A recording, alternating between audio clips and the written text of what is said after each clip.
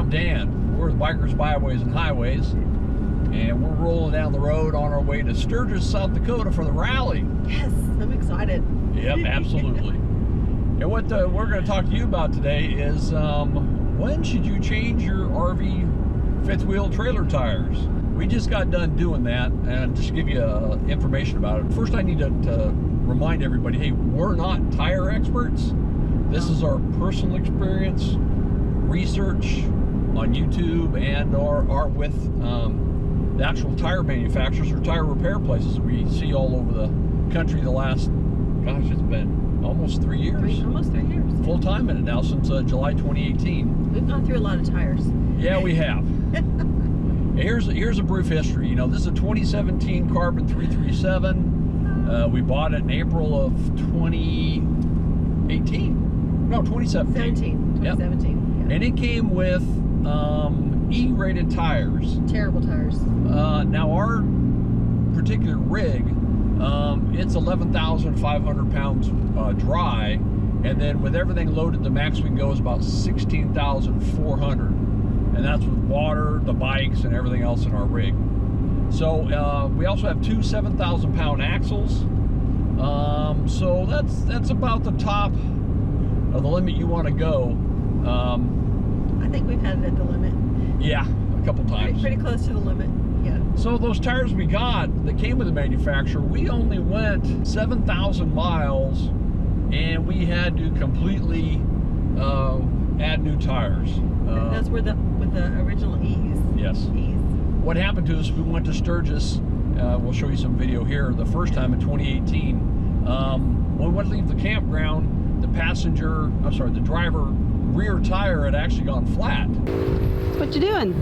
Hey there, got a flat tire. Well, very flat. It was only 30 pounds, should have been 80 pounds.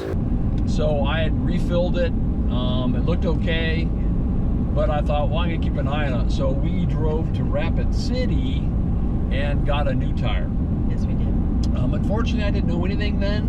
They put on an F-rated tire. Again, it was just a ply tire, wasn't steel belted or anything. And we drove that. We left Rapid City. We got to Salt Lake City the next day, and the other three tires were starting to separate. So we had to get 3 new tires. That tire that was bad, we had replaced it yesterday because it completely separated.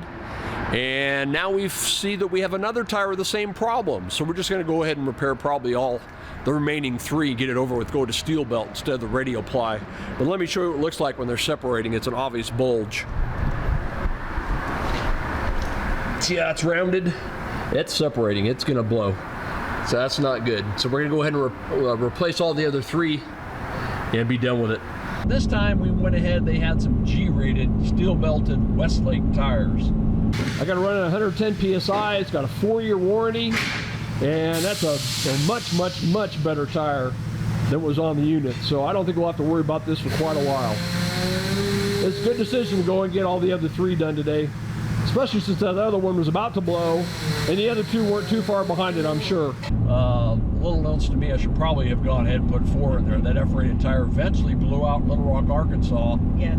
The next summer, and did about $4,000 worth of damage. And we had a G put on back at that time when they got repaired. Yes. After being on the side of the road with their granddaughters. It took them a while in the shop to get the slide repaired where the tire had blown out. Yep, that was a whole nother conversation. So I've been keeping an eye on my tires, to say the least. On the way to the West Coast in April, we actually replaced that same tire.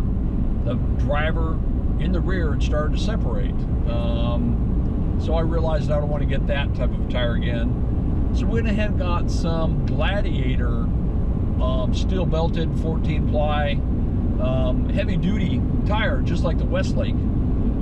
It didn't need 110 pounds PSI like the Westlake, but only need 105. But I'd read a lot of good things about it. It was a good tire. So did a few more trips, a few more 1,000 miles, and the Westlakes, they're supposed to last supposedly 5 years, but you know, this is a full-time rig, we travel a lot. What I was noticing is I had some dry rot starting to develop around the rims. So here's the Westlake tires, just a hair bit of dry rot, not bad. Plus, just from the fact that it's a 2-axle rig, you all will know who have those, or 3-axle, just the turning of the rig using that, you kind of tear and wear on those outside part of the tires. So my tires are starting to show excessive wear on the out and inside tread. Still got plenty of tread in the middle, but these side treads, that's just from all the years, 3 years worth of torquing, twisting, turning this unit on cement. So it's kind of taking its toll on it. Other than that, they're fine. And they had 30,000 miles on them. That's pretty dang good if you ask me. Even though the guys at the tire place said, go ahead and go, you can go longer. No, I didn't want to get a blowout somewhere in the middle of nowhere again. And another $3,000 or $4,000 or worse. So we made plans when we left West Tennessee day before yesterday, excuse me. We'd already set up with a place, Southern Tire in Batesville, Arkansas, had our tires, because we had to search all over to get that exact tire. Because if you all realize, this is July, almost August of 2021, and stuff's still hard to get parts on anything. So he actually had 17 of these tires, and I said, hey, we'll be there. We got there at noon. He was a little bit backed up. He says, hey, I can get you at 2:30. I said, hey, that's great. We kind of planned on being down for a while. Not as long as we were, though. No, Carol figured a couple hours, but I figured it'd be more. 4.5. It was 4.5 hours. Yeah, and I'll tell you why it took a little bit longer. Besides having to wait 2 hours, went over to a Chinese buffet restaurant. Had a great Chinese lunch. Yeah, it was good. I enjoyed it. It was really good for Arkansas.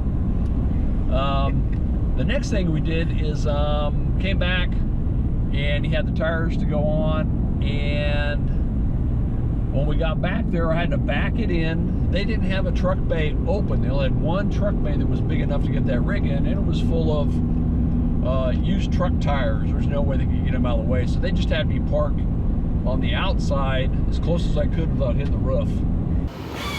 My rig is too tall for their garage, so they'll have to do it outside here. So then the young guy, he's really a good guy. He went to go get the tire jack. The hand tire jack wasn't tall enough to lift our rig up by the frame. So then he went and got another hydraulic jack. It still wasn't tall enough. So I said, okay, here, let me show you how to do this. This is how we do this with fifth wheels, with our 6-point hydraulic leveler system. Use those jacks.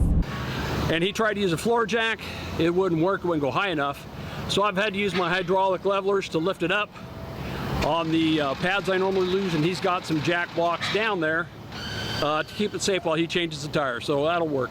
So I was able to maneuver it where I was able to get up one side where he replaced both tires on the passenger side on Carolyn's, and I helped him take care of that. Then we had to get the other side, had to do the same thing, had to let it down, had to put some blocks down there, had to manipulate it, because a lot of RVs, if you've ever discovered it, you get just too much of an angle forward or backward or side to side, they won't go. It's a safety mechanism. It's a good thing. It is. You don't want to make it fall over. We really found out about that when we were in Sinks Canyon in Wyoming during the snow.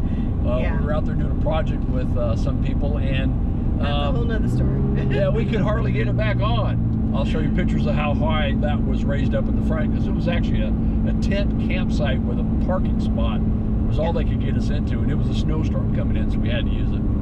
All right, it's May 3rd here in Sinks Canyon National Park, State Park, above Lander, Wyoming, and the snow's starting to let up a little bit.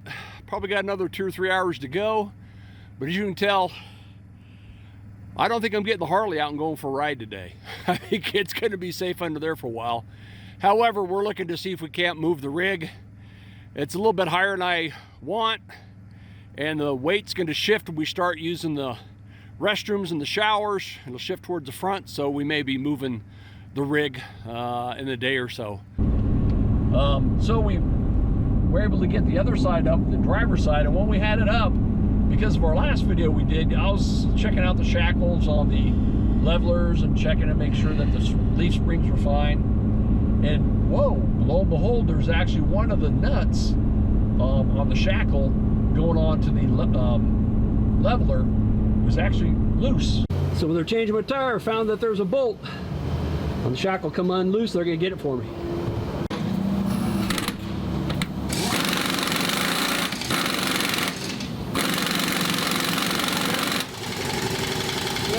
Good. Check the other one. Yeah. So I had those guys come in and they got their impact air compressed sockets and they tightened it up. So it was a good thing we stopped getting tires. All right, so it's a good thing I had them changed. This one especially is really wearing a lot. You can see it. And one of the tires even had a nail in it. Been there a while. I never caught and hit the steel belt and never went through, thank goodness. All right, that's the last wheel on the driver's side. Sorry? Last wheel on the driver's side. We're getting ready to rock and roll.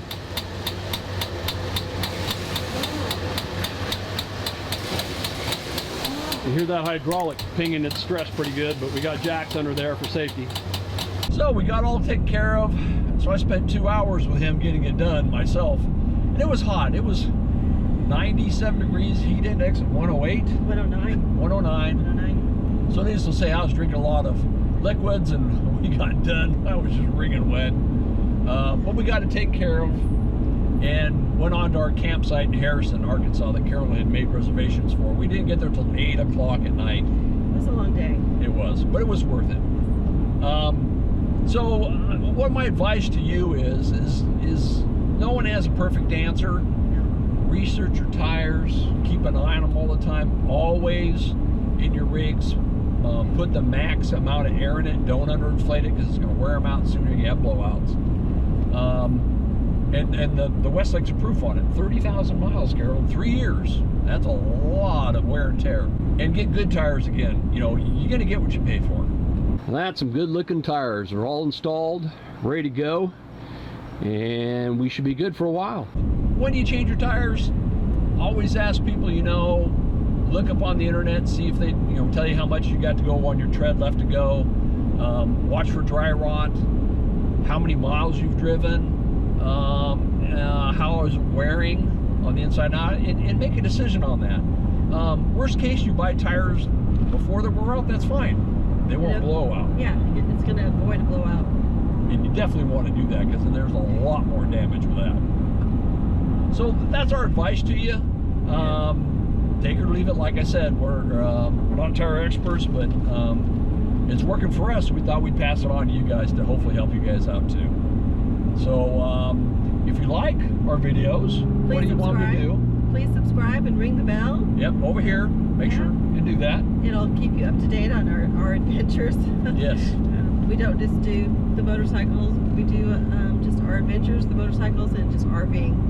A little of everything. So And subscribe. Yep, if there's any RV gear or truck gear or anything else you guys are interested in, go down in the description. We have links to go to kit.com and it takes you eventually to Amazon or other affiliates we have. And see if there's anything you like you want to buy.